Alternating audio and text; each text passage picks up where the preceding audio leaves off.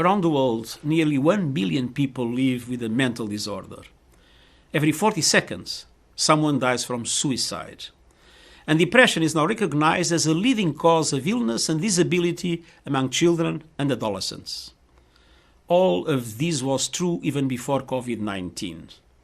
We are now seeing the consequences of the pandemic on people's mental well-being, and this is just the beginning. Many groups, including older adults, women, children, and people with existing mental health conditions, are at risk of considerable medium and long-term ill health if action is not taken. Addressing mental health is central to achieving universal health coverage. It deserves our commitment. Too few people have access to quality mental health services. In low and middle-income countries, more than 75% of people with mental health conditions receive no treatment at all.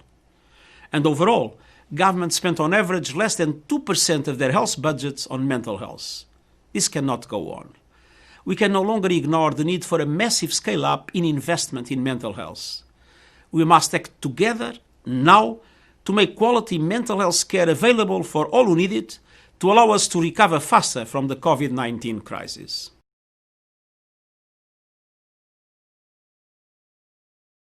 Hi there, welcome to our online celebration for World Mental Health Day. This year, our care for mental health and psychosocial support will be extremely important as we continue to combat COVID-19 as a global village. The modern world bears little resemblance to the Asian world that nurtured the many diverse cultures and societies around the world.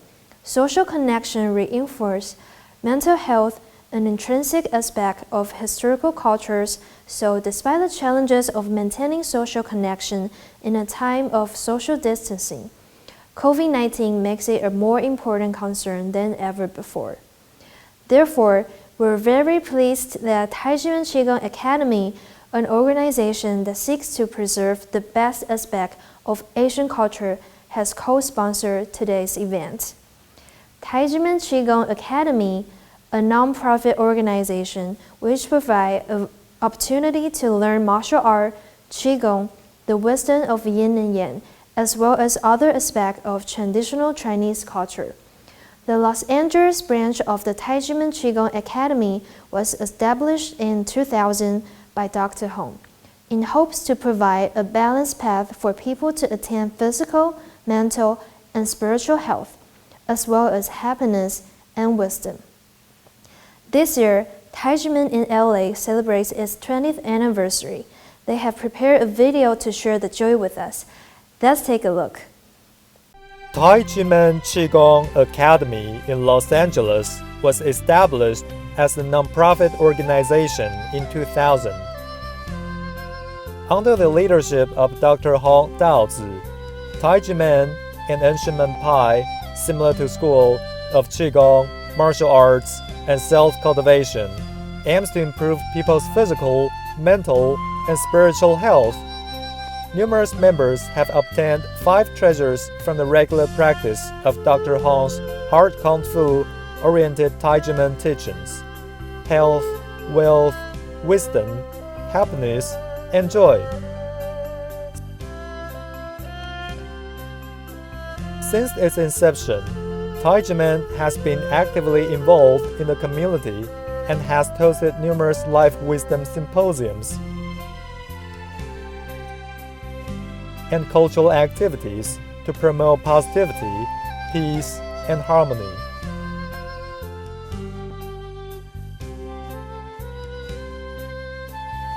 Over the past 2 decades, Dr. Hong and TJM have received recognition for the promotion of conscience, love, and peace in the U.S. TJM will continue to make positive contributions to the community and the world for the decades to come. Many dear friends have sent in their best wishes for the LA Academy's 20th anniversary. Hello, this is Congressman Gil Cisneros. I want to congratulate the TJM Qigong Academy LA for its 20th anniversary. I'm grateful for your continued active involvement with making Walnut and the 39th District a better place. This is an incredible milestone, and I know you've all made a huge difference in our community. Now, I know the celebration isn't exactly how you thought it would go, But don't let that take away from the 20 years you have accomplished. I know this has not been easy, but we will overcome this crisis together.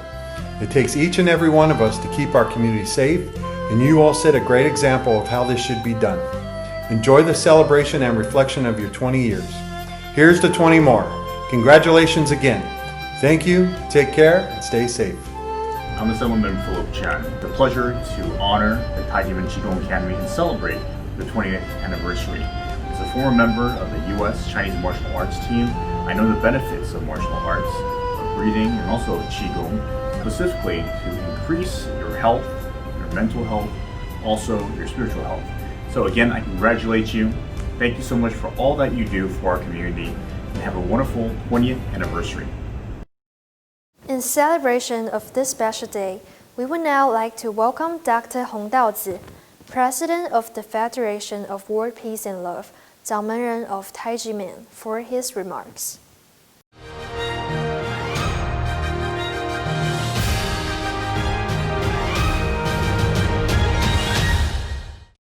Distinguished guests and dear friends of FOWPAL, good day. October 10th is World Mental Health Day. Today, through this virtual event, we are uniting the hearts and efforts of friends from all walks of life to support this important United Nations Day. People all over the world are paying more and more attention to mental health issues. Now, the novel coronavirus is attacking the whole world, bringing daunting challenges to humanity, deeply impacting the global economy, social safety, and completely changing the way we live. To date, over 30 million people have been infected with COVID-19, and over 1 million people have lost their lives. Based on the World Health Organization's definition of health, it is important to acknowledge that health involves physical health, mental health, positive social adaptation, and moral health. COVID-19 not only threatens our physical health, but also has a serious negative impact on our mental, social, and moral health. Since shelter-in-place orders were enacted around the world, social interaction between people has been greatly reduced. At the same time, as people lack social and emotional support driven by conscience and empathy, many have developed COVID-19 stress syndrome. As a result, there is a large increase in cases of depression, manic depression, schizophrenia, and other mental disorders, and suicide rates have risen significantly. Countless people live in fear or live with sadness and uneasiness. The concept that prevention is better than cure holds true in both epidemic prevention and health protection. According to an ancient Chinese medical book, first-class doctors treat people before they become sick. Second-class doctors treat people who are about to fall ill. Third-class doctors treat people who are already sick. The heart controls the body, mind, and spirit. Physical health and mental health mutually affect each other, and people's essence, qi, energy, and spirit are closely related to their mental health. Therefore, the key to mental health lies in the heart, and awakening innate conscience allows us to find ways to save ourselves before we get sick. We need to constantly self-reflect and correct our own thoughts and actions. When we take a moment of peace, calm ourselves down, and engage in introspection, the mirror of conscience will reflect the 5 poisons within: greed, anger, ignorance, arrogance, and skepticism. Only through regular self-reflection and correction and adherence to the guidance of our conscience can we eliminate what is bad and keep what is clean, and find our purest self. By doing so, we will become healthier and more positive mentally. People need to listen to their conscience, truly get to know themselves and love themselves, so they will be able to love others and the world. The unprecedented challenges facing the world are putting our wisdom to the test. We need to work together with global citizens to rebuild a happy global community with love and conscience. According to an ancient Chinese book, first-class doctors treat the country, second-class doctors treat people, and third-class doctors treat diseases. It described governing a country as treating a patient. Social norms and disciplines are like pulses. Morality, decrees, and laws are like prescriptions and therapies. Talents are like good medications. Governing the country is like practicing medicine. A government needs to have a good governance framework and uphold the rule of law. Additionally, it is extremely important to find the root of the problem and tackle the problem at its source to truly cure the disease rather than simply treat the symptoms. In view of the current world situation, this principle helps us evolve from focusing on personal physical and mental health to social and moral health, and then to the world's holistic health. World Mental Health Day reminds people to rethink a post-pandemic world and to acknowledge that it is the common responsibility of everyone in the global village to help all humanity and the earth achieve genuine health and sustainable development. Let's adopt a positive attitude, spread the energy of love, respect, and care for one another, and enhance the virtuous circle of social support and mental health, which can be implemented in everyone's life, family, and work.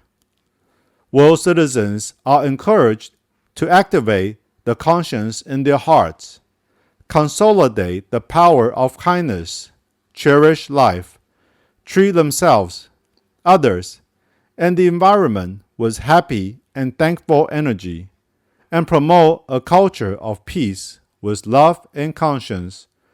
This will be a first-class prescription for changing the world and improving mental health, and it is also a good recipe for promoting economic development, world peace, and global citizens' well-being.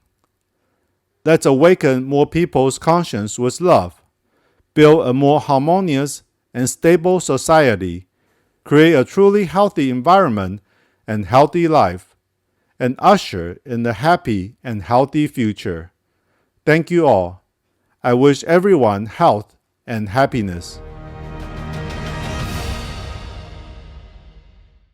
As Dr. Hong has said, we need to constantly self-reflect and correct our own thoughts and actions. When one comes oneself and is at peace, we're able to engage in self-reflection and correction, and adherence to the guidance of our conscience. Through a process of constant introspection, we can eliminate what is bad and keep what is clean, and find our purest self. I like to do that in the morning. I prefer to do that before I sleep. Hey, what a nice surprise to see you both here. Well, we wanted to show our support for World Mental Health Day. Yes, and we also heard that many professionals and experts have joined us today to talk about how to maintain good mental health, so we wanted to listen in too. You're right. Before we dive in to see what our speakers would like to share with us today, let's take a look at this next video that also talks about ways we can take care of our physical and mental well-being. I'm a great diver. Come on, everyone, let's go. I stay at work for you, you stay at home for us. What are you saying? This has been a very popular phrase on social media for quite some time now. It's to encourage people to stay home and be safe in view of the COVID-19 pandemic. but staying home for such a long time is making me restless. I get you, but do you know that since the outbreak in March, the number of cases in the world as of mid-August is more than 20 million according to the Worldometer. I'm very grateful for being able to stay safely at home during this time, all thanks to our frontline heroes doing their jobs and keeping the rest of us safe. I agree. Doctors, nurses, and all medical workers are taking high risks in order to provide the best care to their patients. I remember when the outbreak first started, many hospitals had to adjust quickly to accommodate the surge of COVID-19 patients. With the lack of personal protective equipment throughout the country, medical workers have to be very brave. What? They're literally putting their lives at risk. It's true. In the TJM website, Wayne Jar, an anesthesiologist, shared that the outbreak led to a surge of patients in the hospital. Those who needed surgeries at that time were at very high risk of being infected. Fortunately, he was given the Preventative Measures of Health and Well-Being brochure from TJM, which talks about the 5 do's and 3 don'ts, and also learned about the 6 tips to stay safe and healthy. Not only was he feeling safer about his work environment, but he was also able to calm his patients too. That is awesome. But my friend Brian, who also works in a hospital as a blood drawing technician, started coughing and had to quarantine for 10 days at home. That's too bad. Did he get better? Yep, he took a chest x-ray and confirmed that it was not COVID-19. During his quarantine, he followed his daily routine of practicing Qigong and was able to quickly recover from the cold. That's great news. Yes, but he was still a bit hesitant about going back to work, especially when he had been assigned to work directly with COVID-19 patients. Luckily, he was inspired by an ER nurse who overcame her own fears with good thoughts and positive energy and became more compassionate. Deeply inspired by her transformation, Brian decided to do the same.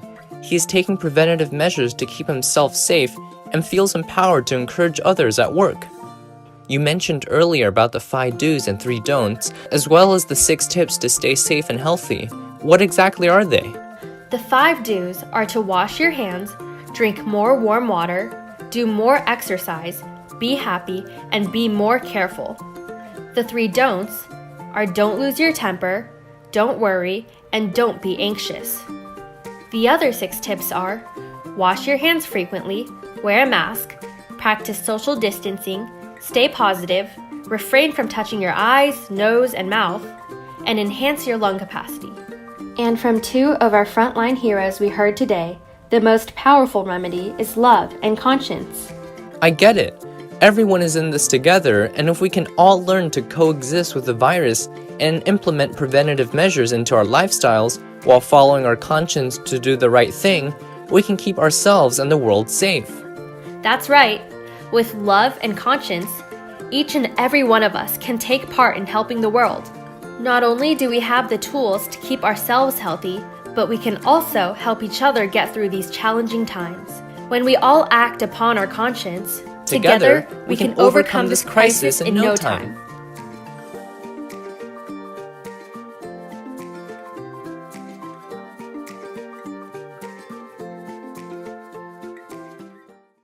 I've got to practice the 5 do's, especially exercising more.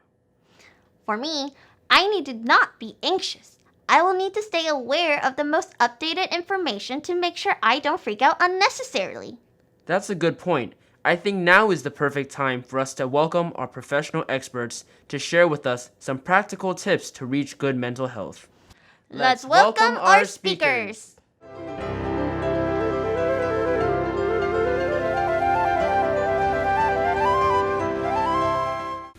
On this UN World Mental Health Day, it is important to acknowledge that nothing harms mental health more than war, primarily because the human psyche is not equipped to take another life, which is why when provocateurs seek to initiate war, their first steps are to dehumanize the opponent.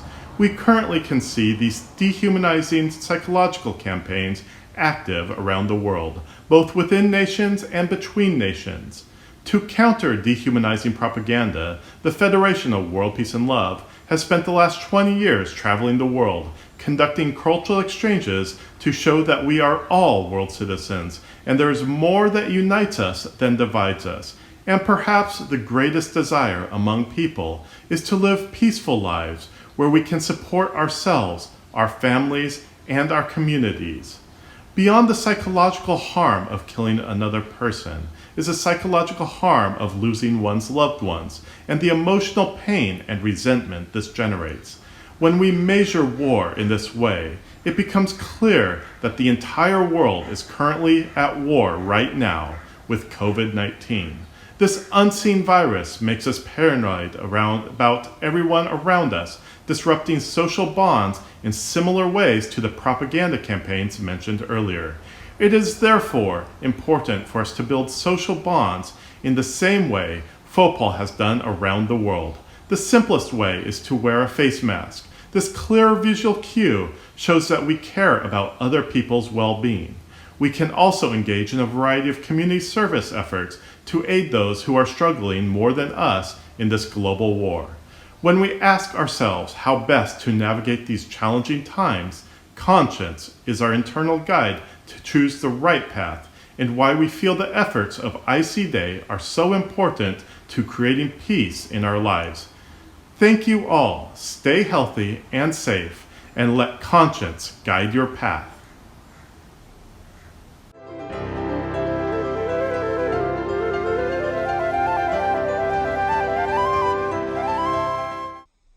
Hello, everyone. I'm State Senator Susan Rubio, representing the 22nd Senate District in the San Gabriel Valley.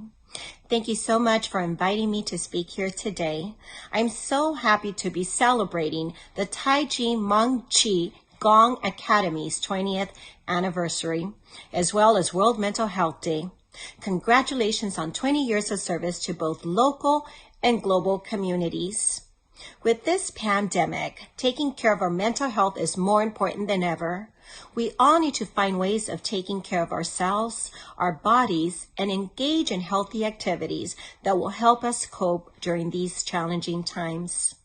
As a member who sits on the Mental Health Select Committee in the Senate, my colleagues and I have been working tirelessly to prioritize and identify legislation to ensure the well-being of Californians. I co-authored several bills to help in the mental health arena.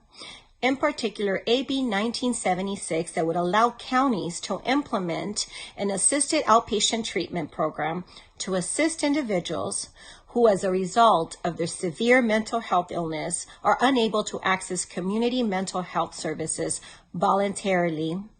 I also co-authored SB 855 that would help and require health insurers to cover all medically necessary mental health and addiction treatments. We will continue to build on previous policies and future policies, but more importantly, ensuring that there's funding for mental health services, in particular for our youth. Another issue that's very personal to me is domestic violence, and the pandemic has only made it worse. Our victims of domestic violence are currently locked in behind closed doors with their abusers. I was honored to author SB 1141 that will define coercive control, which is what's happening when victims are isolated. Their abusers typically keep them away from friends, families, and away from any resources they can access, making it nearly impossible for the victims to get away. This bill will help in that regard. Another issue that is really difficult to speak of, and it's how many communities view mental health illnesses. I'm a Latina. In our Latino community, typically, mental health is not something that's easily spoken of. There's a lot of stigma and shame around this topic. I just want to ensure that anyone listening understands that there's nothing to be ashamed of. During this pandemic, we have all been experiencing a little higher anxiety and stress, and we all need to stand together and support one another. So once again, I want to thank you for allowing me to say a few words here today. Please stay safe and stay healthy. Have a good day.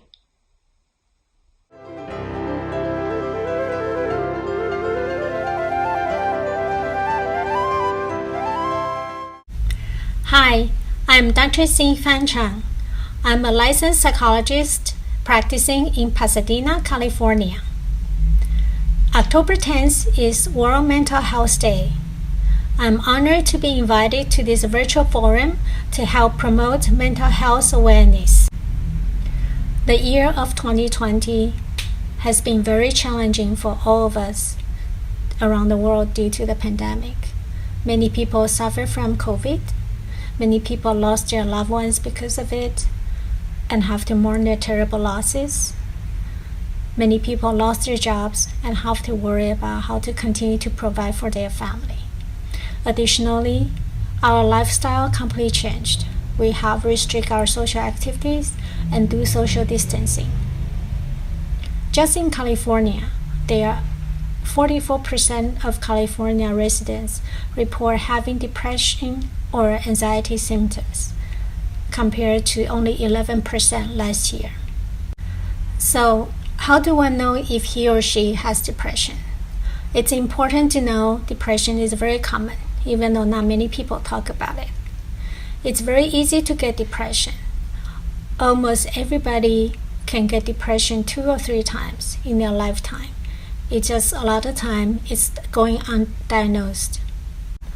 Typical symptoms of depression including depressed mood, uncontrollable crying or irritability, loss of interest, loss of motivation, fatigue and lack of energy, feeling of guilt and self-blame, social withdrawal, and suicidal thoughts.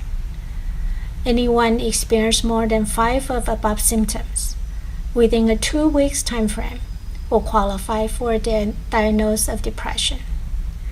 So, whenever someone experiences a significant transition in life, such as moving to a different city, lost or changed their job, lost their relationship, can all trigger those symptoms for more than 2 weeks or 3 weeks. So, what can we do to prevent depression? We can think of this way. When we have a strong physical immune system, then we are less likely to get a cold or flu. Similarly, when we build up a good mental health immune system, then we are less likely to get depressed from life stress. For example, regular exercise, talking to a trusted family member or friends, build up a social support system, eat and sleep regularly can always help us promote our mental health immune system. And what about anxiety? Anxiety is a common and normal response when we face uncertainty. Oftentimes we think about what ifs and imagine the worst possible scenarios, which make us feel even more anxious. It's hard to shake off those anxious feelings because we want to predict and control what's going to happen in the future. So, how do we overcome anxiety? First is to accept the fact that we cannot control and predict what's going to happen in the future. And we cannot control how other people behave, and we cannot control how other people think. Secondly, we focus on what we can do at any given moment. For example, at any given moment, we are in control of the choice we make. We can choose to eat healthier food.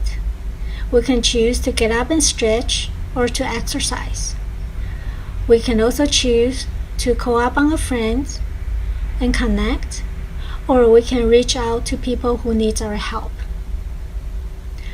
Lastly, to overcome anxiety, we can also pray or meditate.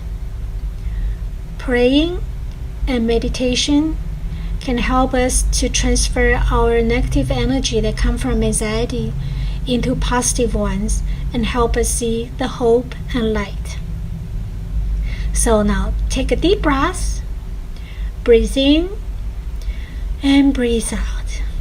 And I wish everybody a very good mental health day.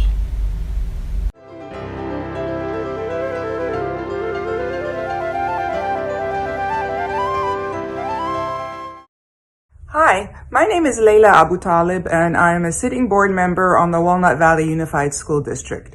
I want to thank the Tai Chi Min Institute for inviting me to participate today, and congratulations on your 20-year anniversary. And I do want to commend you for emphasizing the mental wellness of our children, our parents, our community. That is an issue that we are all concerned about. This school year, 2021, has been unprecedented, unconventional, and different in many ways. With the onset of the COVID virus, our best laid out plans for our district had to change within days. Needless to say, with the immediate disruption in our daily lives, along with the lack of clarity as to where this virus is taking us, that has created high anxiety and stress not only for our students, but for the whole community at large. Addressing the mental wellness of our children has been a focus of our district even prior to COVID-19. Now, with the added stress imposed by our current situation, the priority and importance of addressing the social and emotional well-being of our students is at the forefront.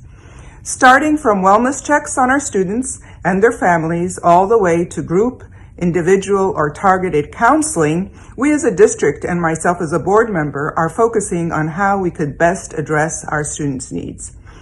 Some of the following has been approved. Well, actually, the following has been approved by our board after the COVID crisis came to play. All counseling staff, psychologists, and administrators have been trained in utilizing web-based mental health and counseling concierge service, Care Solis, to refer students, families, and staff for additional resources and counseling services. Secondary students receive their student ID cards with the National Suicide Prevention Lifeline information printed on the back of their ID cards. And all secondary school websites have resources for emotional support as well as access to contact their staff members for additional follow-up support. The social and emotional wellness plans and resources are being utilized by all our staff and counselors to provide virtual office hours with parents to offer support and guidance as well as any translation services as needed. These are just some of our plans that we had laid out for this unprecedented times that we are in. We recently had a parent symposium where we did have hands-on recommendations from Dr. Michelle Borba, somebody highly renowned in student and child wellness. And that was a very successful symposium. Over 2,000 parents logged in and did benefit from that kind of symposium. So these are difficult times, but we will get through them. As a community, we need to be hand in hand, the schools, the parents, the community, organizations such as yours, to get through this tough period together. Again, I want to thank you for giving me the opportunity to participate, and hopefully you have another 20 years. Thank you.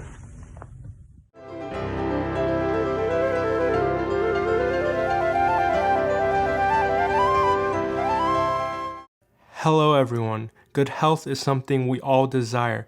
In 1946, the WHO defined health as a state of complete physical, mental, and social well-being. The so-called holistic health was later defined by academia and involves 8 aspects: society, emotion, body, intelligence, spirit, psychology, occupation, and environment. Simply put, holistic health is to live life to the fullest and achieve a balance between body, mind, and spirit.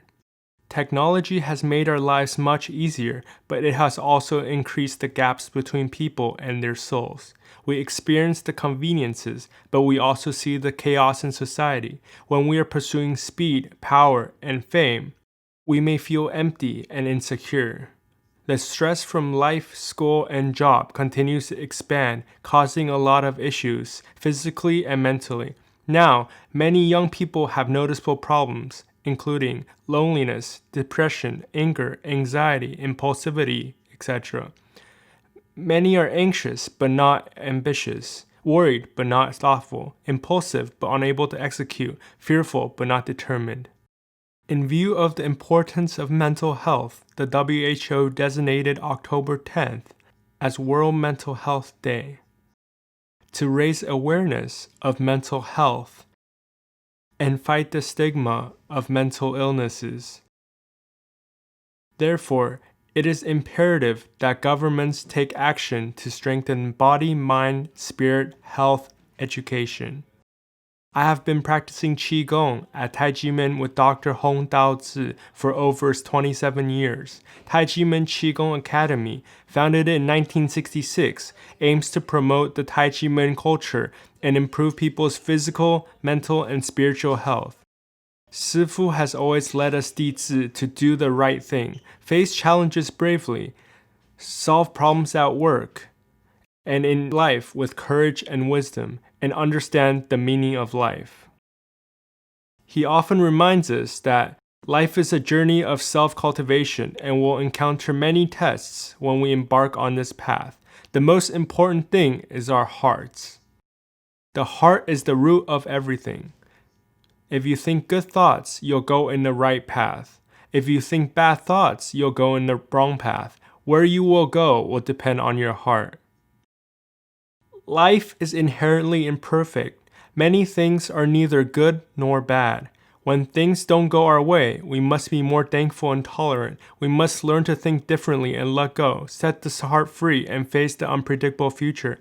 If we stay mentally positive and optimistic, our physical health will improve. So it's important to cultivate our hearts to improve ourselves. Although we know change is necessary, it's hard to change. We need motivation and perseverance. Hence, the role of our soul is very critical. Japanese entrepreneur Kazuo Inamori was once asked, "Why are you here?" He said, "I hope my soul is purer when I die than when I was born." Life is a dojo for tempering one's soul. He believes he has a soul and hopes his soul can become more and more pure through tests and trials in life. That is spiritual, not religious. If you also believe you have a soul, you'll love everyone around you. You'll continue to help those in need and help your soul go to a better place. You'll have the motivation to change. You'll think in a positive way, and your body will improve accordingly. Thus, the overall health of the body, mind, and soul can be achieved. I had worked as a banker for 30 years and gained a lot of experience through working and training in many departments. At work, I always have a positive attitude of just leave it to me. People all want a leader who's hopeful and positive. At Taijimen, I've learned a lot of life wisdom besides becoming healthier. People have great potential, but they usually restrict themselves. Sifu encourages us to break our self-imposed limitations to thrive. Whenever I face difficulties or tough choices, I'll think of Sifu's teachings. So I was able to happily spearhead and resolve urgent problems at work. Sifu teaches us the beauty in the simplicity of the heart. Our work should be simple, efficient, effective, and complete. Learn to make things simple. Focus on the key points in everything, and enhance wisdom and critical thinking ability to face various challenges. My job was very stressful, but I knew as long as I was healthy, mentally positive, and kept learning, I could minimize the stress. As mentioned earlier, Taijimen aims to improve people's holistic health. Sifu not only teaches his Dizi to cultivate themselves, but also brings hope to every corner of the world, sowing seeds of good thoughts to awaken the love in people's hearts and realize the dream of love and peace. Taijimen members are doers. Sifu is always ahead of his time and understands the world. Unwilling to see the world get worse, he leads his Dizi to travel the world, spreading love and encouraging global citizens to self-reflect, move toward a bright future, and understand the importance of body, mind, spirit, health. Life is short and nothing is permanent. We need to utilize our limited time to create our infinite value. Life is like a dream when we look outward, and we can be awakened and free when we look inward. Looking back from the future, if we want to age healthily, we must pay attention to maintaining our health. If we want to have a fulfilling life, we must cultivate ourselves. Life is a journey of self-cultivation. The goal is for the soul to return home. To have a bright future, we need to start with changing ourselves. I wish everyone a balanced, healthy, and happy life.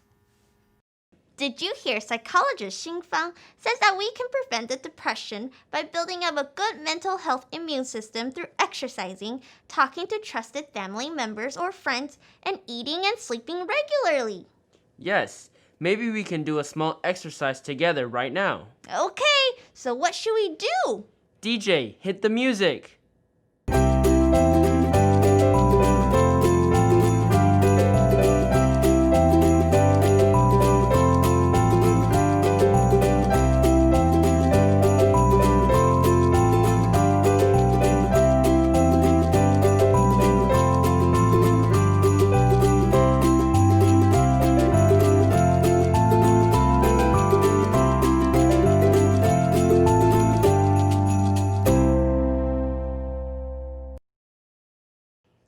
That was fun! I feel very energized now. Me too. I'm filled with happy energy. Do you know what would make me happier? Hearing from more experts' wisdom. Welcome!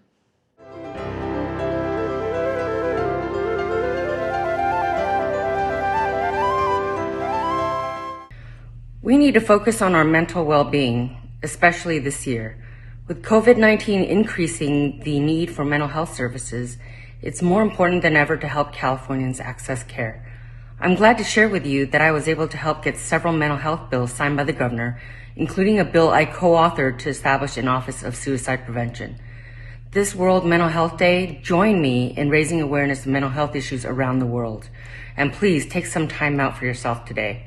Let's make caring for our mental health something we do, not just something we talk about.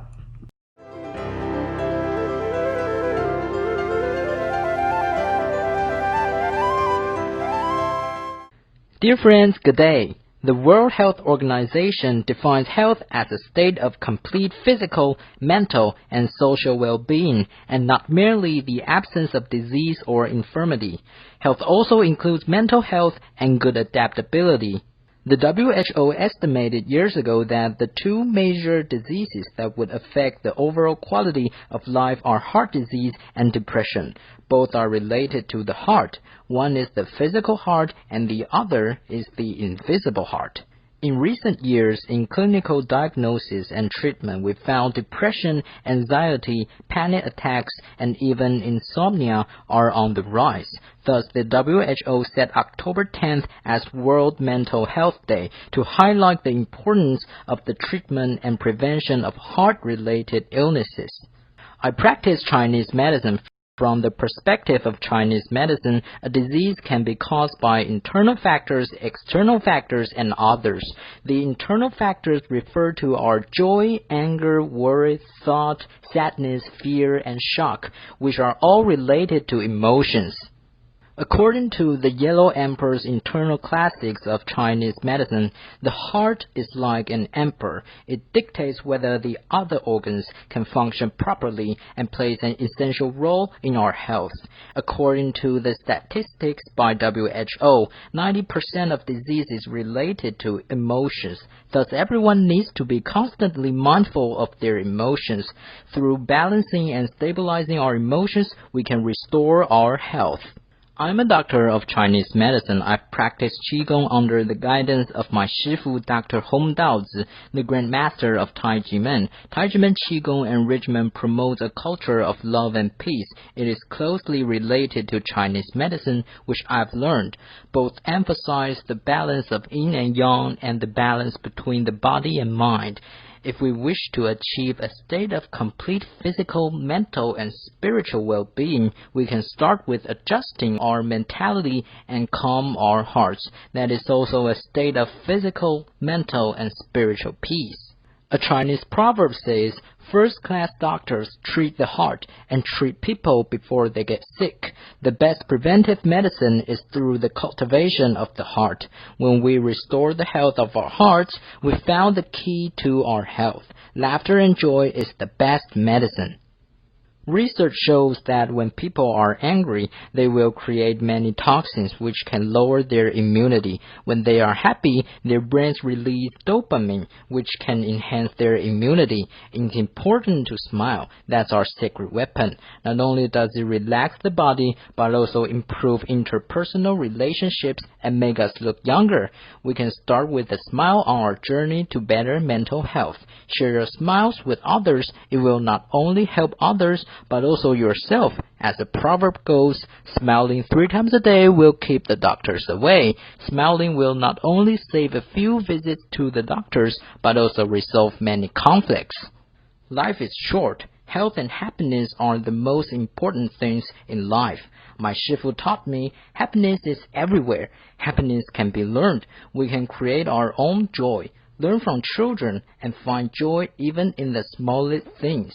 We can be happy with what we already have. Live simply.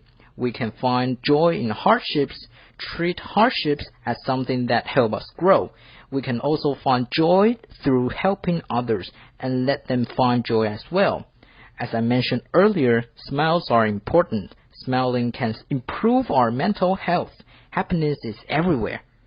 On average, human lifespan is only around 30,000 days. Everyone can choose to live with a little more joy. When we were younger, we might think happiness was simple, but when we get older, we realize simplicity is happiness. Regardless of our age, we should learn to keep a simple heart. Through learning, change ourselves, improving our tempers, becoming more flexible, relaxed, and free, we can live a healthier life.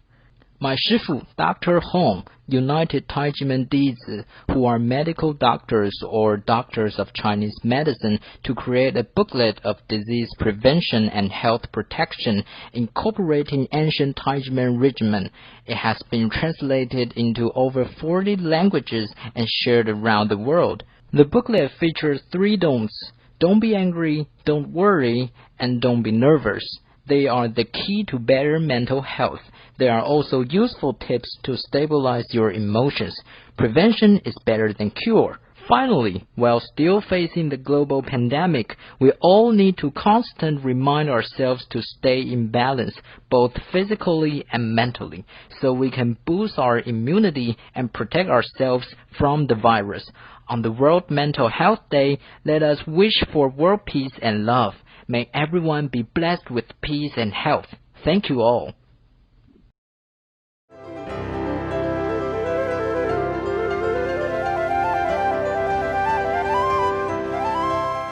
Hi, my name is Jonathan Fedani, and I am a school counselor here in the Bay Area. And as I think of the times that we're currently in and how unique they are, I'm struck by the impact it has not only on all of us, but in particular our teenagers and the young adults in our lives. And I think now more than ever, we're trying to support that age group and help them grapple through some really unique and challenging things. Obviously, we all know that we're living in the global pandemic, and with that, it has developed a sense of fear and uncertainty in the world that can easily lead to feelings of hopelessness or anxiousness, loss of joy. And that's something that we're seeing in teenagers right now. They're really missing those connections that they have and the opportunities to be around their peers. And I think that they found, tremendous inventive ways to connect through social media and other means. But, a lot of studies show us that for as connected as these teenagers are through social media, they don't really feel known. They don't really feel understood. And it's a good reminder that those types of mediums, for as incredible as they are and for as much reach and opportunity as they've given us, they don't take the place of personal interactions and face-to-face relationships. And so, I think COVID compounds a lot of what we're seeing in teenagers. Prior to COVID, especially at high school age, we were seeing students rise in sadness, depression, anxiety. And, a lot of that, I think, has to do with how outcome-oriented we are as a society right now, especially, in parts of the country or world where we can set expectations and goals and dreams and and do what we can to help our children arrive at those destinations. And so I think it's important to be mindful that it's great to have those hopes and those desires and those longings for your children and for them to have them for themselves, but to still allow them to be a child, to be a kid, to have those moments of growing up and learning and making mistakes. And I think that will help them manage their mental health. In terms of other strategies or ways that you can help your students right now, whatever their age is, I think first and foremost, I would ask that you would just acknowledge the times that we're in. Really normalize for them that we're in unprecedented times in our world and in our country, and this is going to lead to a lot of uneasiness, a lot of uncertainty, and we're not going to be able to control or influence a lot of those areas of life that we're accustomed to. So to the extent that you can normalize it, I think that's a huge opportunity for you as a parent. Let your students know that it's okay to not be okay at times, and that what we're going through is real. Encourage your students to have healthy outlets, a strong support system. Those are things we've always stressed, and it takes on a whole new level now through social distancing. So how do you access those outlets? How do you get out of the house and do it safely? How do you reach out to trusted adults or professionals, friends, whatever it may be, in order to be able to socialize and get support? But to the extent that you can find ways for your student or your child to safely connect with others, I think that is a really important and valuable thing. And it's what we're seeing that many people are missing. Face-to-face connections and a lot of the joy and wholeheartedness that comes with that. Definitely another thing to be focusing right now is physical health. We only have so much in our control right now, but there are some things that we can control. And maintaining good physical health will help lead to good emotional and mental health. As I think about specifically you attending to the needs of your students at home, with many of them learning remotely, I would say help your child develop a steady routine and a conducive space to work. Set them up for success. So be really mindful of where in the house you have them studying, and if there's distractions around or noise or things like that, put them in a place that's going to replicate what they're used to, where they can focus and it be distraction free. And some of that distraction free means making sure that they don't have too much access to their cell phone or to Facebook or to their PlayStation, which I know is tough, but having all of those temptations around all at once can be problematic. So develop those routines, conducive workspaces, and have them take a break. We kind of jokingly call it taking a digital recess, but time away from screens. It's important, not just for students and our kids, but for us as adults. It's really important that we take time away from screens, that we get outside and interact with family and friends and things that we can to do that. So those are my thoughts, and I hope they're helpful.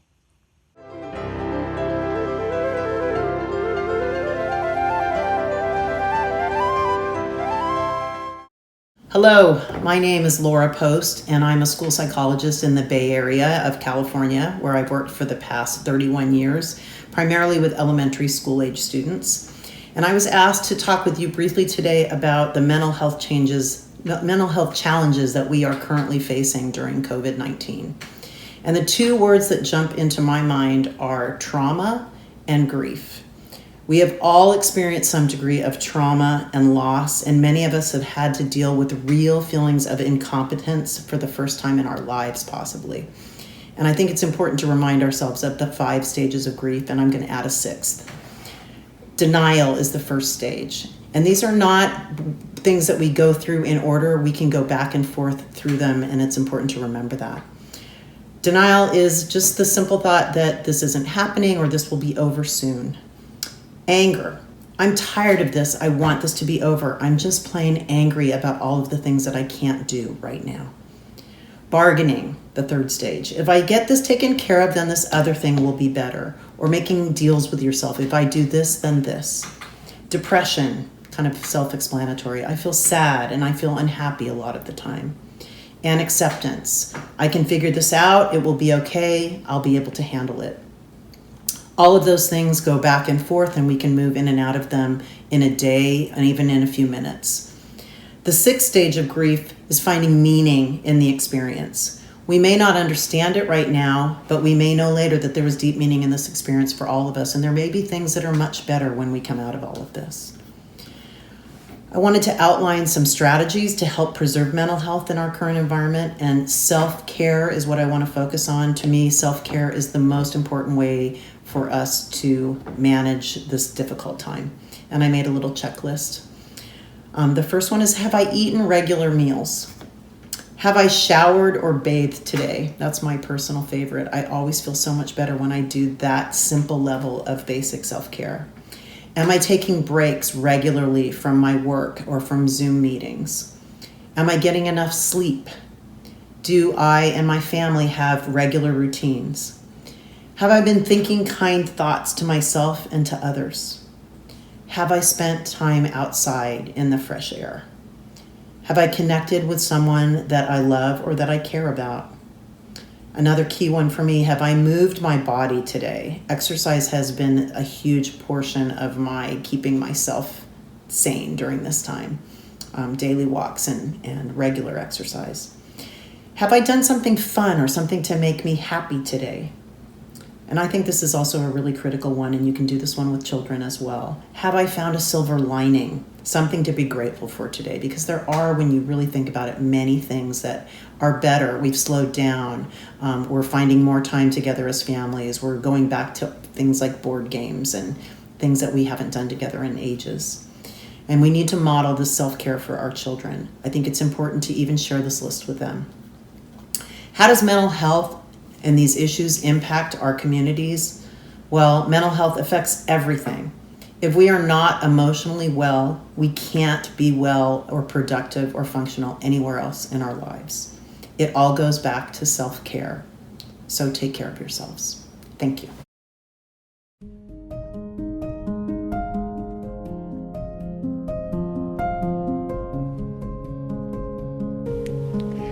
The mind is very powerful. It enables us to think, to learn, to remember, to communicate, and to make decisions, but sometimes it is not on our side. Sometimes it doesn't really work to our advantage. This is when we talk about mental illness. Yet, mental illness is not only about the mind and the brain. I am Britta Simon. I'm the co-founder of the Middle East Resilience Institute, and I'm a certified professional of the Institute of HeartMath. And with the occasion of the World Mental Health Day this month on October the 10th, I would like to talk about the heart-brain connection and about heart coherence. Heart and brain are very closely connected. In fact, the heart-brain connection is the most powerful and most important connection in our human body. I even like to refer to the heart-brain connection as our super-speed highway of information. Both are in constant exchange with each other, while the majority of information is being sent from our heart to our brain and not vice versa. The quality of the information our heart sends to our brain depends on the quality of the emotions our heart experiences at any moment in time. This means if we are continuously living with fear-based emotions like anxiety, frustration, anger and insecurity, then the information our heart sends to our brain is rather chaotic. Living with negative emotions over a prolonged time is consequently creating continuous internal chaos. Our brain gets disconnected from the heart, it is in continuous alert, and our heart feels betrayed and literally locks itself down like in a cage. And most of it is running subconsciously in the background without us being aware of it. At first. because sooner or later we will realize the consequences. For example, feeling stressed, not being able to think clearly, lacking of focus and concentration, making wrong decisions, confusion, burnout, depression, insomnia, and feeling fearful, anxious, weak, and helpless. Isolation of heart and brain not only isolates us from our true powerful self, it also creates isolation from our loved ones, friends, from our dreams and ambitions, and from a happy and healthy life. Being aware about mental health includes awareness about the role and importance of the human heart. When we learn to keep our heart in a so-called state of coherence, we can assure a balanced exchange of information between our heart and our brain. Heart coherence is a state of mental, emotional, and physical synchronization and balance. We at the HeartMath Institute have been striving for many years to provide simple, efficient, and evidence-based solutions on how to keep the communication between heart and brain balanced and uninterrupted through heart coherence. So let's put heads and heart together in our quest for sustainable mental health and to offer hope and healing to those affected and their loved ones.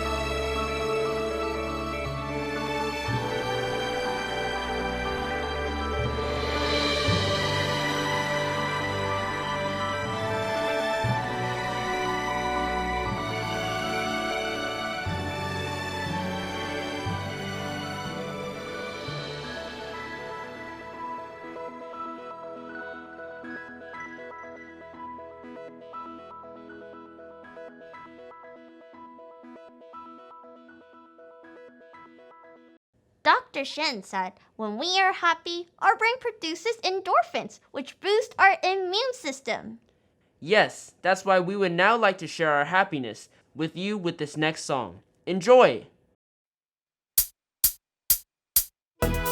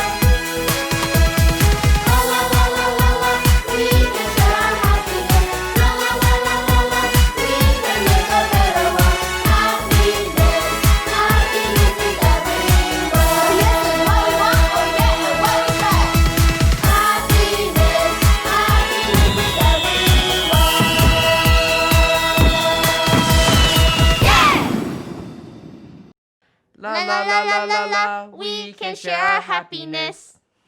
Let's be sure to share our happiness with our friends to help ourselves and help others stay happy and healthy. Will do. Now, with great pleasure, let's welcome a third round of speakers. Welcome.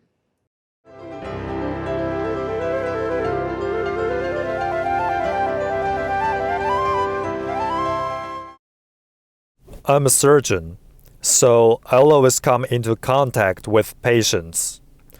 In the process of helping these patients, I got some insights about health and fitness. 25 years ago, due to my rheumatoid arthritis, my coworker referred me to join TJM Qigong Academy. To my surprise, after I started practicing TJM Qigong, my joints improved tremendously. It was hard for me to understand, so I would stop practicing Qigong to see what would happen.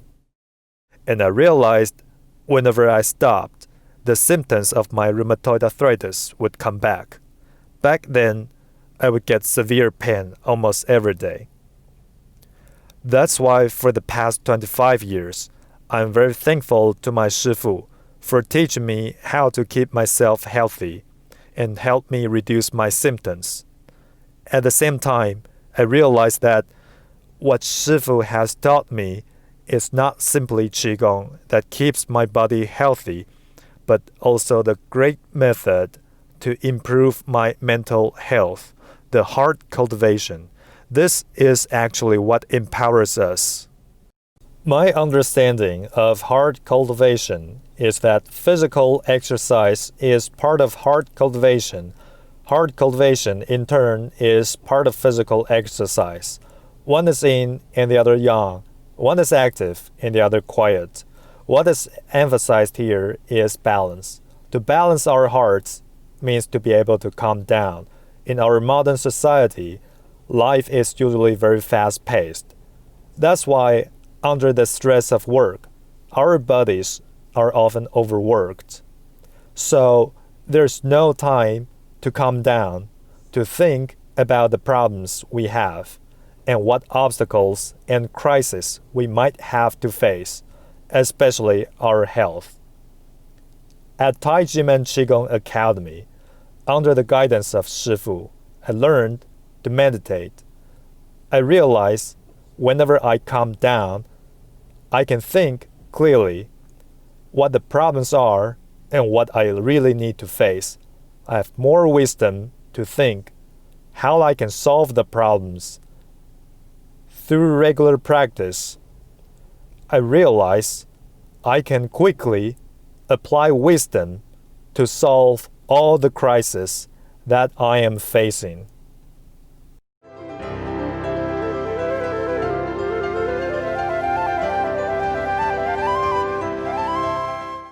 My name is Enda de Claro. I'm Angolan American psychologist and writer.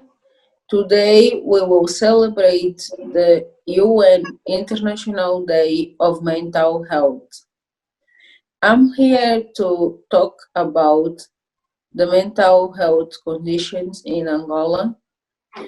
For those who do not know, Angola is a country that endured the 27 years of war. And after those 27 years of war, we had a corruption problem, and unfortunately, we never put our hands appropriate to the mental health of Angolan people. Lately, we start have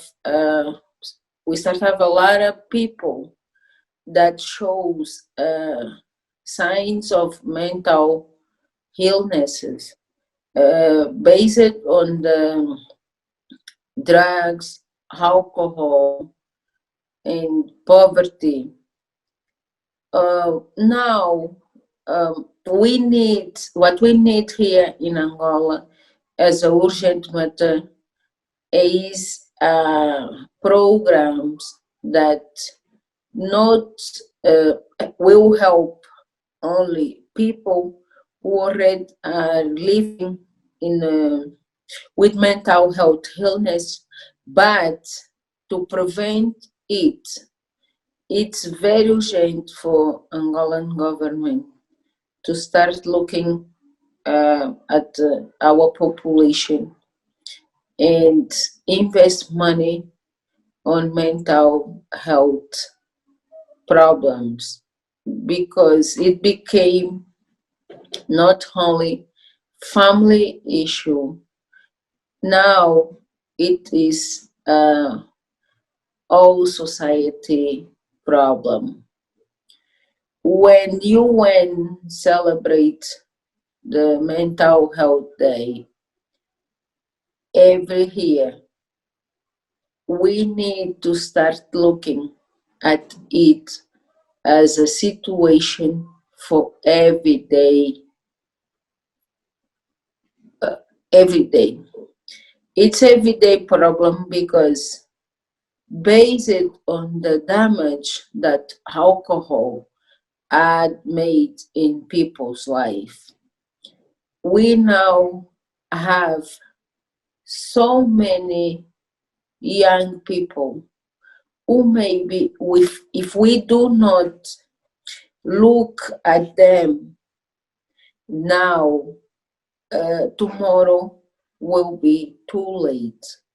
We also have old people situations with mental problems that it's come from the wartime, and because we never pay attention to this as a problem, now we are seeing so many family issues related to the traumas they bring from long time ago, but they never look at it as a disease to be cured.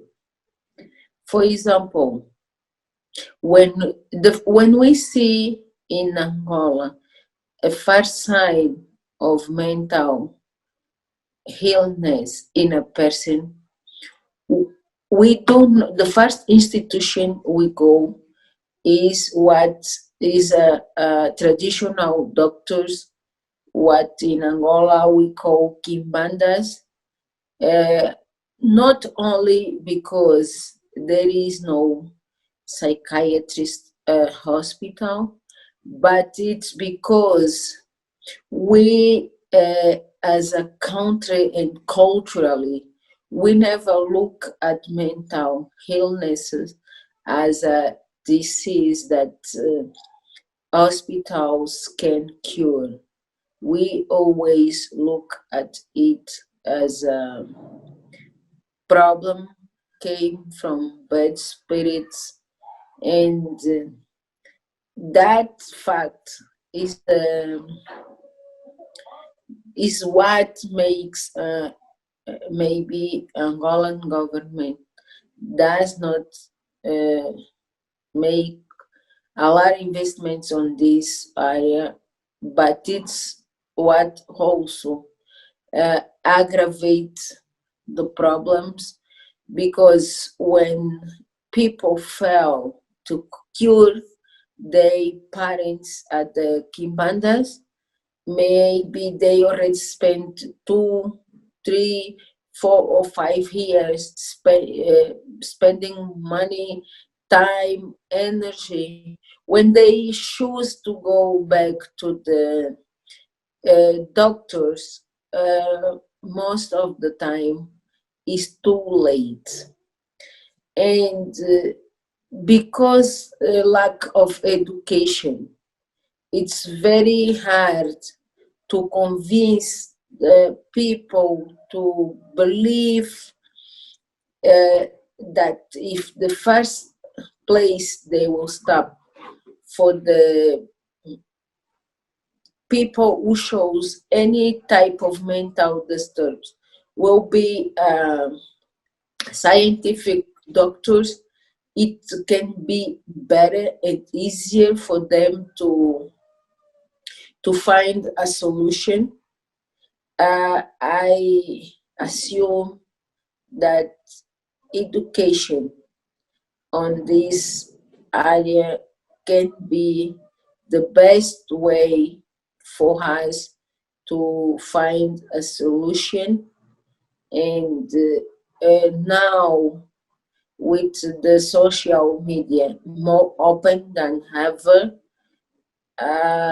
it's time for us to give people an opportunity to see how serious other countries out of Angola or out of Africa are trying to tackle this problem that affects the majority of people in the world.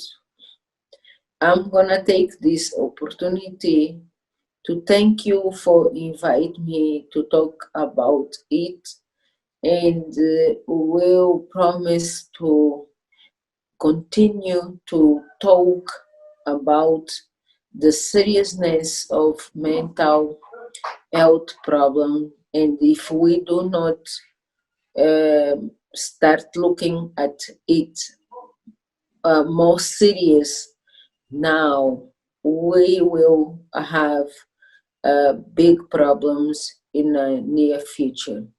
Thank you very much.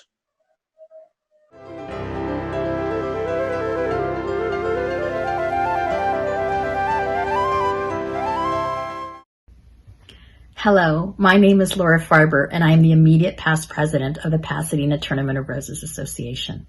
I want to wish the Tai Chi Men Qigong Academy a happy 20th anniversary. And as we all celebrate the Day of Conscience, bringing peace, conscience, and tranquility to our community, our country, and our world, let us not forget what is happening with our global pandemic and the mental health issues that it has created.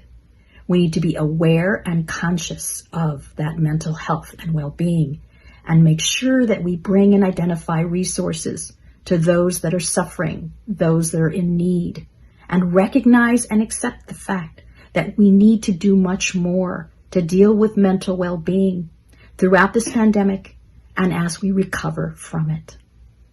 Thank you so much. And again, congratulations.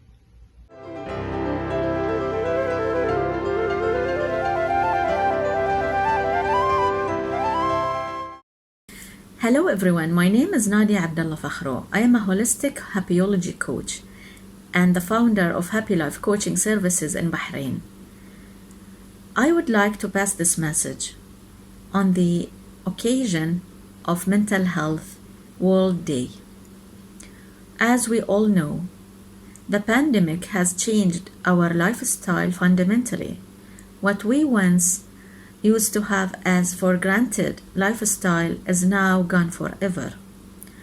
So I would say that I believe the mental health starts from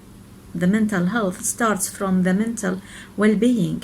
We really need to take care of our minds and our hearts, our souls, and of course our body. This is the concept of happyology, when everything in our paradigm is balanced. So how can one start? Now, first of all, you need to take care of your physical immunity, physical well-being and health. Watch your lifestyle, your healthy habits. Let it match with the biological clock, the biological alarms of the universe, the sun and the moon, day and night.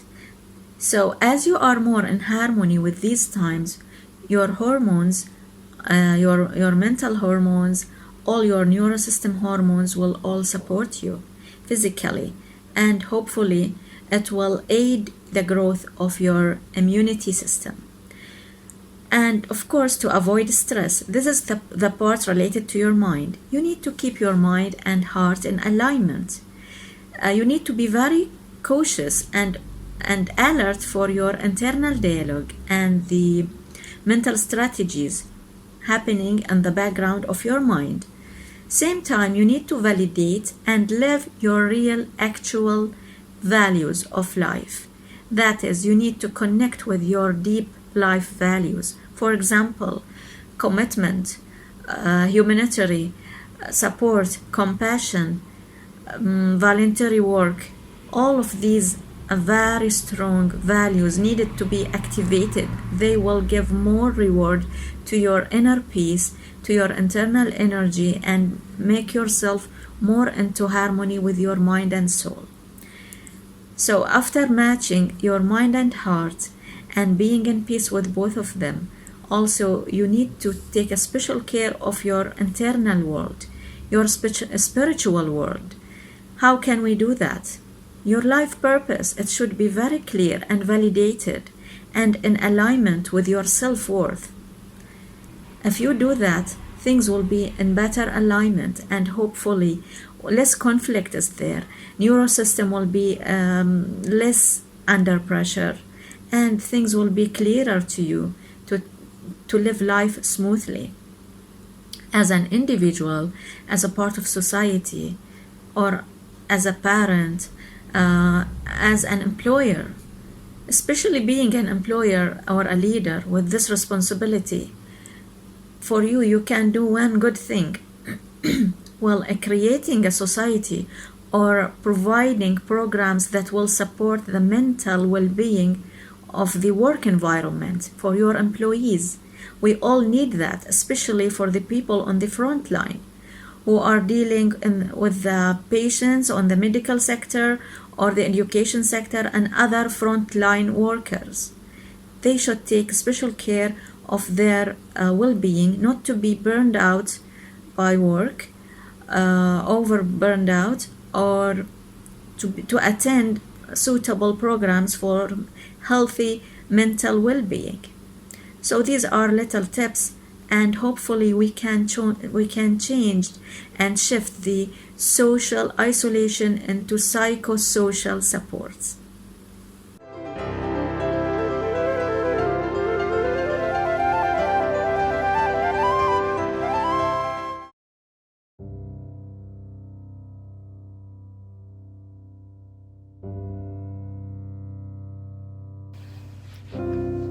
Hello from Saudi Arabia. This is Asya bin Mahfouz.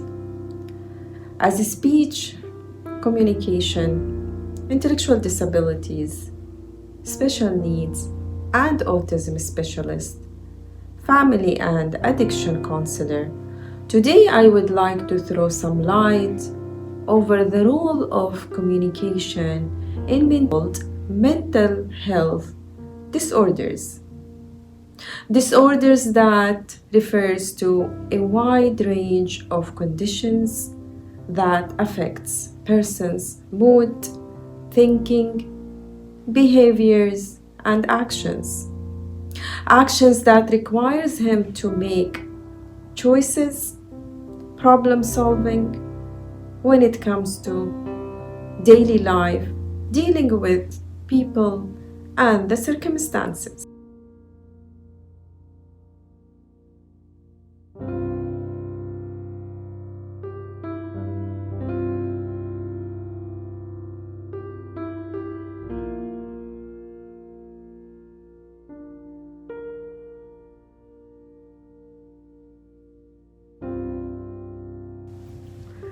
Mental health is not a single issue.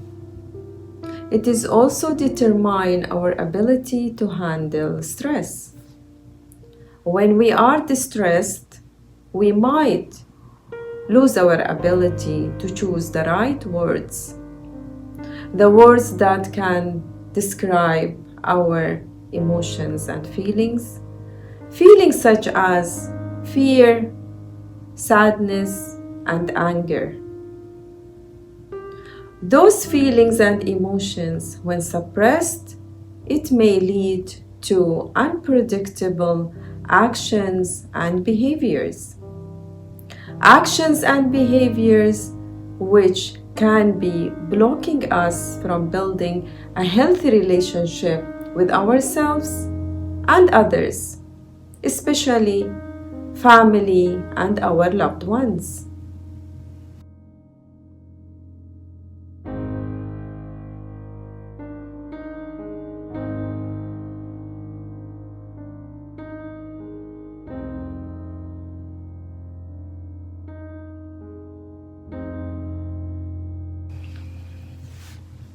A good communication can help in addressing conflicts in a productive way. Family members can be heard and can stay connected to one another. A psychiatric, Mary Muller, in 1996 stated that individuals with the mental illness also have communication disorders. Those kind of disorders that relates to the brain disorders which affect their abilities to communicate. That means because the brain and the mental health are affected, the person may lose his ability to speak or think clearly, or may lose his ability to use his body language properly. Communication plays an essential role in keeping a healthy mind and in recovering from mental conditions and disorders.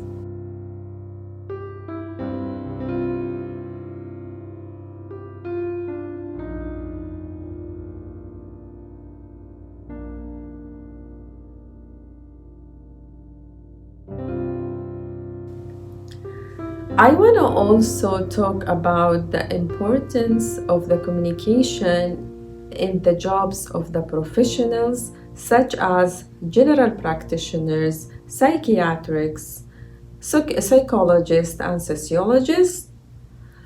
Studies showed that those professionals who didn't study communication skills in their major, they had to go back and study and acquire the skills.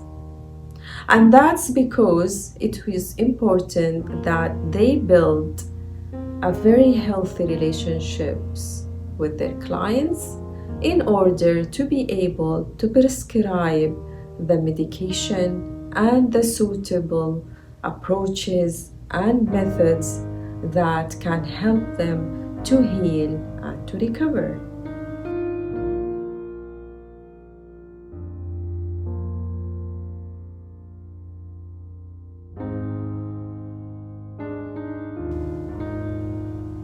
And because we believe that communication is the key to unlock our heart and mind, we here at the Middle East Resilience Institute provide you with the combined therapy of communication and the heart math for a better mental health.